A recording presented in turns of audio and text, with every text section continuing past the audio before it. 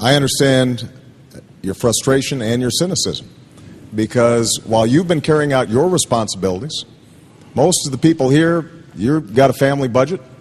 If less money's coming in, you end up making cuts. Maybe you don't go out to dinner as much. Maybe you put off buying a new car. That's not what happens in Washington. And you're right. There's a lot of blame to go around. But I think it's important just to remember a little bit of history.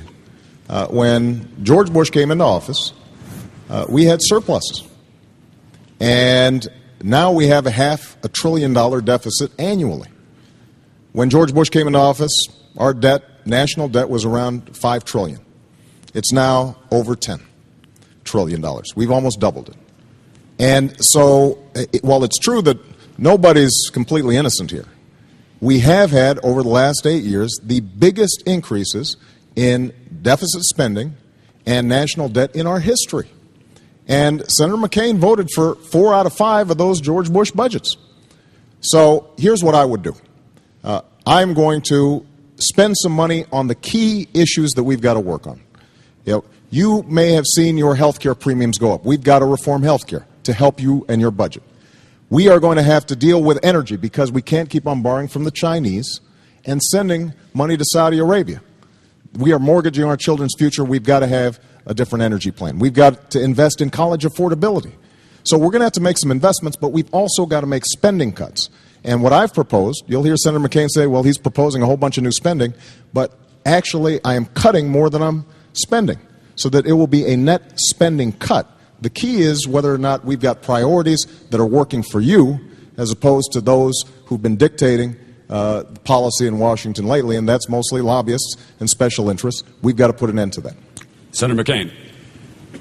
Well, Teresa, thank you.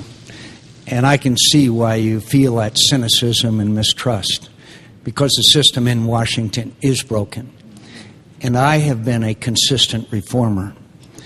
I have advocated and taken on the special interest, whether they be the big money people, by reaching across the aisle and working with Senator Feingold on campaign finance reform, whether it being a variety of other issues, working with Senator Lieberman on trying to address climate change. I have a clear record of bipartisanship.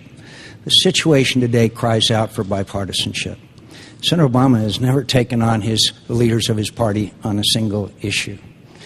And we need to reform. And so let's look at our records as well as our rhetoric. That's really part of your mistrust here. And now I suggest that maybe you go to some of these organizations that are the watchdogs of what we do, like the Citizens Against Government Waste or the National Taxpayers Union or these other organizations that watch us all the time. I don't expect you to watch every vote. And you know what you'll find? This is the most liberal big spending record in the United States Senate. I have fought against excessive spending and outrageous. I have fought to reduce the earmarks and eliminate them. Do you know that Senator Obama has voted for, is proposing $860 billion of new spending now? New spending. Do you know that he voted for every increase in spending that I saw come across the floor of the United States Senate while we were working to eliminate these pork barrel earmarks? He voted for nearly $1 billion in pork barrel earmark projects, including, by the way, $3 million for an overhead projector at a planetarium in Chicago, Illinois. My friends, do we need to spend that kind of money? I think you have to look at my record and you have to look at his. Then you have to look at our proposals for our economy. Not $860 billion in new spending, but for the kinds of reforms that keep people in their jobs, get middle-income Americans working again, and getting our economy moving again.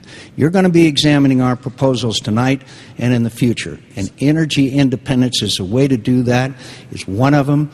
And drilling offshore and nuclear power are two vital elements of that.